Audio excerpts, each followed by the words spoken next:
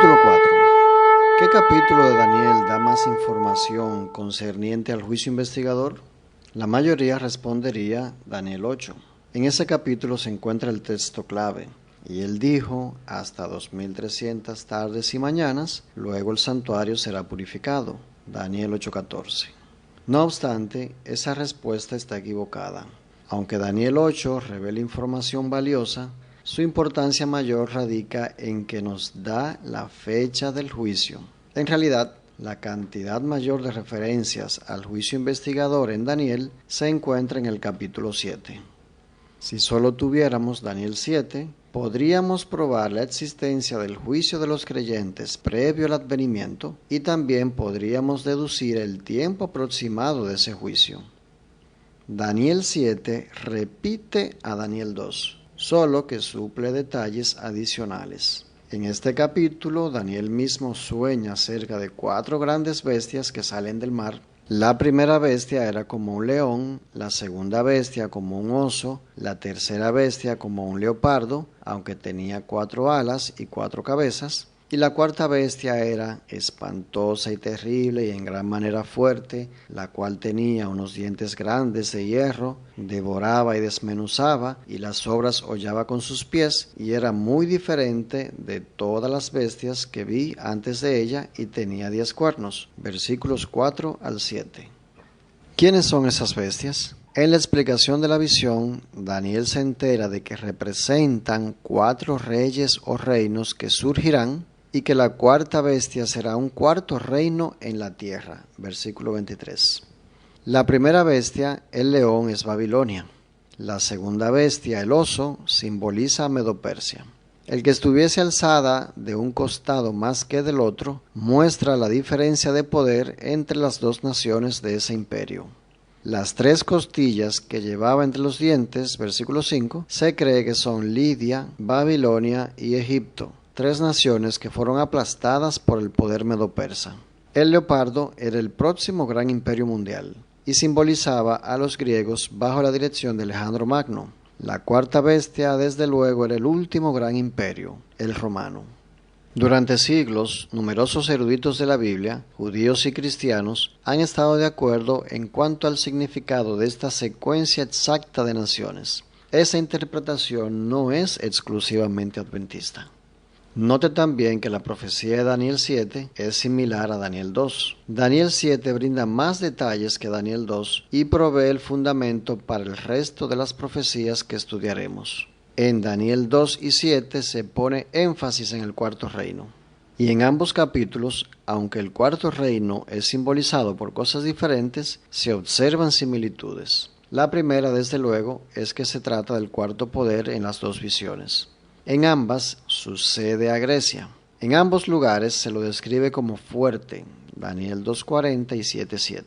Los 2 pasajes tienen la palabra hierro en sus descripciones. Vea Daniel 2:40, 7:7 y el 19. Ambos reinos desmenuzan a otros poderes. Vea Daniel 2:40, 7:19 y 23. Y ambos poderes son divididos entre reyes o reinos. Daniel 2, 41 al 44 y 7:24. Es claro que se trata del mismo poder. Sin embargo, en Daniel 7 aparece otro poder. Este poder no se separa de la cuarta bestia, Roma pagana. Más bien surge directamente de entre los 10 cuernos que son parte de la cuarta bestia. Este poder es el cuerno pequeño. Mientras yo contemplaba los cuernos, he aquí que otro cuerno pequeño salía entre ellos. Y delante de él fueron arrancados 3 cuernos de los primeros. Y he aquí que este cuerno tenía ojos como de hombre y una boca que hablaba grandes cosas. Versículo 8. Más adelante se menciona nuevamente que el cuerno pequeño surge de la cuarta bestia, de los 10 cuernos que tenía en su cabeza y del otro que le había salido, delante del cual habían caído 3. Y este mismo cuerno tenía ojos y boca que hablaba grandes cosas y parecía más grande que sus compañeros. Versículos 20 al 21. Más adelante se explica lo que son la cuarta bestia y el cuerno pequeño. La cuarta bestia será un cuarto reino en la tierra, el cual será diferente de todos los otros reinos, y a toda la tierra devorará, trillará y despedazará.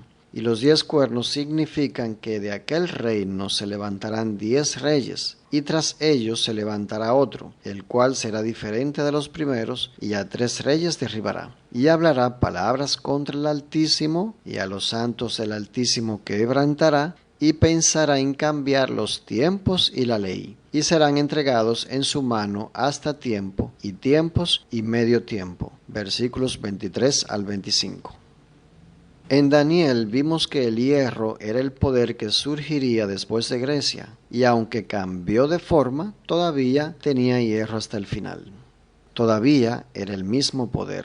En Daniel 7 teníamos a una bestia que representaba a Babilonia, a otra bestia para Medo-Persia, otra para Grecia y otra para Roma. El poder conocido como el cuerno pequeño era parte de la cuarta bestia que surgió después de Grecia, pero hacia el fin del tiempo pasa a la etapa del cuerno pequeño. Lo importante es que en Daniel 7, al igual que en Daniel 2, el poder que surge después de Grecia permanece hasta el fin del tiempo, aunque en una forma diferente. En el próximo capítulo veremos la importancia de este asunto. Notamos que la cuarta bestia y el cuerno que surge de ella ocupan un lugar central en Daniel 7. Se dedica más tiempo a ellos que al resto de las bestias combinadas y se describe con mayor detalle el cuerno pequeño que cualquier otra bestia, incluso la cuarta. Obviamente, la identificación del cuerno pequeño es de importancia clave. Por varios siglos, los estudiosos de la Biblia han comprobado sin dejar lugar a dudas que el cuerno pequeño simboliza el poder papal. Y con toda razón, se ajusta perfectamente. La mayoría de los adventistas han entendido esta identificación. Sin entrar en detalles, hay mucho material disponible sobre el tema, hagamos un repaso. Primero, el cuerno pequeño surgió de la Roma pagana. El papado también surgió de la Roma pagana. El cuerno pequeño surgió de entre las 10 tribus bárbaras que sucedieron al Imperio Romano pagano.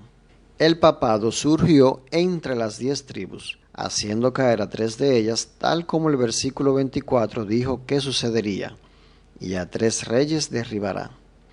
Se dice que el cuerno pequeño es diferente a los otros cuernos, e indudablemente el papado, un poder único en su clase, difería de las tribus bárbaras. El cuerno pequeño habría de ser más recio que los otros, y evidentemente el papado fue más poderoso que las tribus bárbaras. Si no hubiera sido así, no podría haber derribado a 3 de estas. El cuerno pequeño hablaría palabras contra el Altísimo. Las aseveraciones papales concernientes a la función y al poder del Papa son grandes cosas contra Dios. El cuerno pequeño hacía guerra contra los santos, y la historia muestra cómo el papado guerreó contra los hijos de Dios. Este poder pensará en cambiar los tiempos y la ley. Cuando estudié esta profecía por primera vez, fui a la escuela católica, pedí un catecismo y busqué los 10 mandamientos. Tal como se me había enseñado, el mandamiento que prohíbe la adoración de ídolos había sido eliminado. Eso sí es cambiar la ley. Desde luego, todos los adventistas conocen las numerosas aseveraciones del Papa acerca del cambio de la observancia del sábado al domingo, tales como: la Iglesia Católica, por más de 1000 años antes de la existencia de un protestante, por virtud de su divina misión, cambió el día de reposo del sábado al domingo. The Catholic Mirror, 23 de septiembre de 1893. La señal definitiva de identificación, quizá la más importante, es que se da una profecía de tiempo concerniente a la actividad del papado.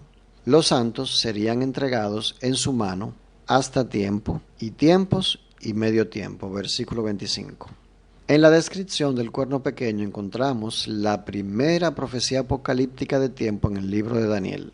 Tiempo y tiempos y medio tiempo es una frase reconocida por eruditos judíos y gentiles con el significado de 3 y medio años. Un tiempo es igual a un año, tiempos se refiere a 2 años y medio tiempo es la mitad de un año. En Apocalipsis 12 se hace referencia a este mismo periodo de tiempo y se iguala con 1260 días. En la profecía 3 años y medio es igual a 1260 días. Daniel 7 entonces señala un periodo de tiempo del cuerno pequeño equivalente a 3 años y medio o 1260 días.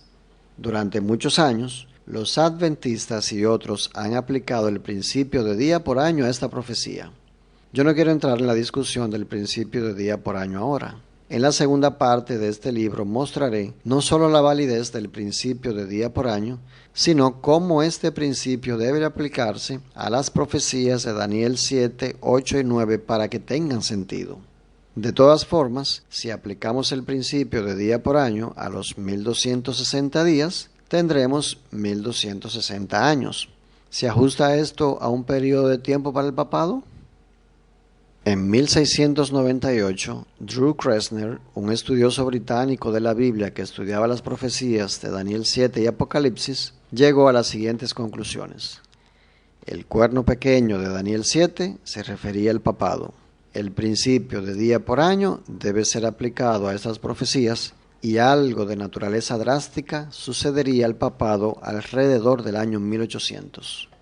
En sus propias palabras, el tiempo de la bestia termina alrededor del año 1800, citado por Leroy Froom, The Prophetic Faith of Our Fathers, tomo 2, página 595. Sabemos que en el 538 después de Cristo, el último poder arriano, uno de los 3 cuernos derribados, fue expulsado de Roma, dándosele al papado la autoridad total sobre la ciudad. Exactamente 1260 años después, en 1798, el general francés Berthier tomó preso al Papa. Usted puede leer acerca de este evento en publicaciones católicas que describen el cautiverio del Papa, quien murió en el exilio en manos de los franceses. Sabemos que aunque el papado recibió una herida mortal, más tarde revivió. Daniel 7, que cubre miles de años en unos pocos versículos, no tiene espacio para detalles. Más adelante, en el Apocalipsis, especialmente el capítulo 13, se nos brinda un enfoque más detallado de lo que sucedió al final del período de 1260 años y la recuperación del papado. Drew Kressner, al aplicar las profecías al papado, predijo que algo le sucedería cerca del año 1800. Su predicción sería como si alguien en 1888 hubiera predicho quién sería el presidente de los Estados Unidos en 1988. La razón por la que él pudo ser tan exacto es que el papado cumple esta profecía perfectamente. Por siglos, los protestantes unánimemente aplicaron esta profecía al papado. Lutero, Zwinglio, Calvino, Melanchthon, todos los reformadores durante los siguientes 3 siglos entendieron que el cuerno pequeño de Daniel 7 se refería al papado. Para un estudio limitado de por qué pocos protestantes aplican esta profecía al papado actualmente, vea mi librito Manos sobre el Abismo, Pacific Press, 1988. Aún antes de la Reforma, un erudito judío llamado Isaac Abravanel, después de estudiar Daniel 7, escribió: he llegado a la conclusión privada de que el cuerno pequeño se refiere al dominio del papado. Citado por Leroy Froom, The Prophetic Faith of Our Fathers, tomo 2, página 228. Hasta este momento hemos visto en orden cronológico a Babilonia, Medo-Persia, Grecia, Roma pagana y Roma papal. Esta es la secuencia exacta de Daniel 7. Babilonia, Medo-Persia, Grecia, Roma pagana, Roma papal. Pero, ¿qué viene después de Roma papal en la profecía? Mientras yo contemplaba los cuernos, he aquí que otro cuerno pequeño salía entre ellos, y delante de él fueron arrancados 3 cuernos de los primeros. Y aquí que este cuerno tenía ojos como de hombre y una boca que hablaba grandes cosas. Estuve mirando hasta que fueron puestos tronos y se sentó un anciano de días, cuyo vestido era blanco como la nieve y el pelo de su cabeza como lana limpia. Su trono llama de fuego y las ruedas del mismo fuego ardiente. Un río de fuego procedía y salía de delante de él. Millares de millares le servían y millones de millones asistían delante de él. El juez se sentó y los libros fueron abiertos.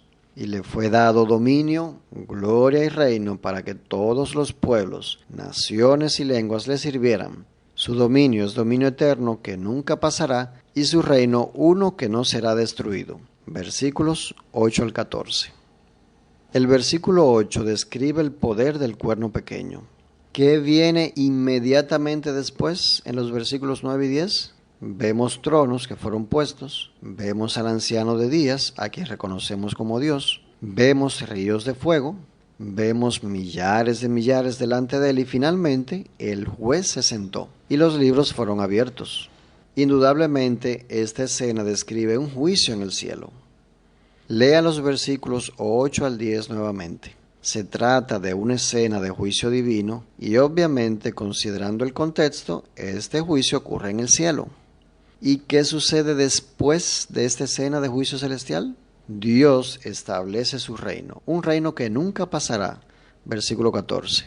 ¿Cuándo es que Dios finalmente establece su reino? En ocasión de la segunda venida de Jesús. Observen el orden específico de eventos en estos pocos versículos. Esta parte es crucial. Tenemos este cuerno pequeño, el cual surge de la cuarta bestia, según las tres descripciones citadas, luego una escena de juicio en el cielo, y finalmente Dios establece su reino. Cuerno pequeño, juicio en el cielo, Dios establece su reino. Lea estos versículos nuevamente hasta que pueda notar esta secuencia. Es importante que lo entienda. Esta secuencia es tan crucial que se repite nuevamente en el mismo capítulo. Y veía yo que este cuerno papado hacía guerra contra los santos y los vencía, hasta que vino el anciano de días y se dio el juicio a los santos del Altísimo. Juicio. Y llegó el tiempo y los santos recibieron el reino. Leí reino de Dios. Versículos 21 al 22. Nuevamente, en el mismo orden cronológico que antes, cuerno pequeño papado, el juicio y el reino de Dios. Esta secuencia es tan importante que la tenemos por tercera vez en el mismo capítulo. Y hablará palabras contra el Altísimo y a los santos del Altísimo quebrantará y pensará en cambiar los tiempos y la ley y serán entregados en su mano hasta tiempo y tiempo sin medio tiempo. Pero se sentará el juez y le quitarán su dominio para que sea destruido y arruinado hasta el fin, y que el reino y el dominio y la majestad de los reinos debajo de todo el cielo sea dado al pueblo de los santos del Altísimo, cuyo reino es reino eterno, y todos los dominios le servirán y obedecerán. Versículos 25 al 27. Aquí tenemos una descripción del cuerno pequeño que termina con la primera profecía de tiempo en Daniel, lo que destaca una fase de la obra de este cuerno pequeño. Después del cuerno pequeño tenemos el juicio. Finalmente, Dios establece su reino. Esta secuencia, que se encuentra 3 veces en Daniel 7, es esta. 1. Roma papal, cuerno pequeño. 2. Juicio en el cielo. Y 3. El reino de Dios establecido. Veamos la secuencia que tenemos en el capítulo 7 en comparación con el capítulo 2. En Daniel 2 iniciamos con Babilonia, en Daniel 7 iniciamos con Babilonia. En Daniel 2 continúa Medo-Persia, en Daniel 7 continúa Medo-Persia. En Daniel 2 continúa Grecia, en Daniel 7 continúa Grecia. En Daniel 2 continúa Roma pagana, en Daniel 7 continúa Roma pagana. En Daniel 2 viene Roma, Europa y papal, y en Daniel 7 continúa Roma, la papal. Luego en Daniel 7 se menciona el juicio en el cielo, y continuando en Daniel 2 se termina con el reino de Dios, y en Daniel 7 también se termina con el reino de Dios. Vemos en el diagrama anterior que todo lo que ocurre en Daniel 2 y 7 es cronológico. Se mueve a lo largo de una línea temporal desde el pasado hasta el futuro. ¿Dónde es que este diagrama localiza al juicio en el cielo? Primero fue Babilonia, después de Babilonia fue Medo-Persia, después de Medo-Persia fue Grecia, después de Grecia Roma, pagana y papal, después de la Roma pagana y papal viene el juicio en el cielo. Finalmente Dios establece su reino. Claramente el juicio ocurre después de esta fase final del cuerno pequeño. tal como se describe en la profecía de tiempo y tiempos y medio tiempo en Daniel 7, la primera profecía apocalíptica de tiempo en el libro. ¿Cuándo terminó esta fase del cuerno pequeño? Babilonia sucumbió en el 539 a.C. Después de Babilonia, después del 539 a.C., vino Medo-Persia. Medo-Persia concluyó en el 331 a.C. Después de Medo-Persia, después del 331 a.C., vino Grecia. Grecia concluyó en el 168 a.C. Después de Grecia, después del 168 a.C., vino la Roma pagana y papal. El final de esa segunda fase de Roma terminó en el 1798 después de Cristo.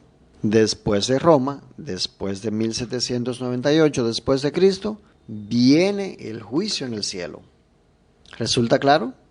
Después de Babilonia, 539 a.C., vino Medo-Persia. Después de Medo-Persia, 331 a.C., vino Grecia. Después de Grecia, 168 a.C., vino Roma. Después de Roma, 1798 después de Cristo, vino el juicio en el cielo. Y después del juicio en el cielo, Dios establece su reino. Babilonia, 539 a.C., Medo-Persia, 331 a.C., Grecia, 168 a.C., Roma pagana y papal, 1798 después de Cristo, juicio en el cielo, el reino de Dios. Repito haciendo énfasis, después de la profecía de tiempo y tiempos y la mitad de un tiempo, relativa al cuerno pequeño que concluyó en 1798, tenemos la escena del juicio en el cielo. El juicio entonces debe ocurrir después de 1798. Podemos ver en solo Daniel 7 que ocurre un juicio en el cielo después de 1798, pero antes de la segunda venida de Cristo. Y este criterio concuerda con nuestra comprensión del juicio investigador de 1844, o lo que comúnmente llamamos el juicio que precede a la segunda venida. Ciertamente concuerdan a la perfección. ¿A quiénes involucra este juicio? El versículo 22 dice que el juicio fue dado a los santos del Altísimo. Otras versiones dicen que el juicio fue dado en interés de los santos o a favor de los santos. Obviamente, entonces, este juicio involucra a los santos. Si no, ¿cómo podría darse un juicio en interés o en favor de ellos? Ellos están involucrados. ¿Cómo? Ellos no podrían estar juzgando porque aún no están en el cielo, Cristo aún no ha vuelto. Vimos en el primer capítulo que el pueblo de Dios será juzgado en algún momento después del año 31 después de Cristo. El juicio de Daniel 7 concuerda con este criterio. Vemos que este juicio es en su favor y como resultado de este juicio ellos obtienen el reino. Pareciera que ellos mismos están siendo juzgados ante el expectante universo y el resultado de ese juicio es para el bien de los hijos de Dios. ¿Parece conocido? Un juicio de creyentes en el cielo ante un universo expectante que ocurre cerca del fin del tiempo después de 1798, debe ser porque esta escena describe el juicio investigador. ¿Qué hemos aprendido hasta aquí? Hemos aprendido que, número 1, el juicio del pueblo de Dios ocurre después del año 31 después de Cristo. Número 2, el juicio del pueblo de Dios ocurre después de 1798. Y número 3, el juicio del pueblo de Dios ocurre antes de la segunda venida de Cristo. Y mientras que 1798 limita la fecha, aún necesitamos conectarla a 1844. Los capítulos 8 y 9 de Daniel completarán este objetivo para nosotros.